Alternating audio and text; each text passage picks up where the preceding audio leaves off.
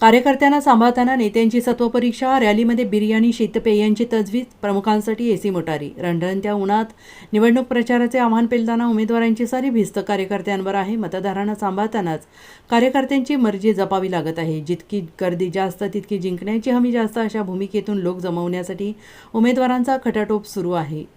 गेल्या आठवड्यापर्यंत काहीशी नीरस असणारी सांगलीची निवडणूक आता भलती चुरशीची होण्याची शक्यता आहे.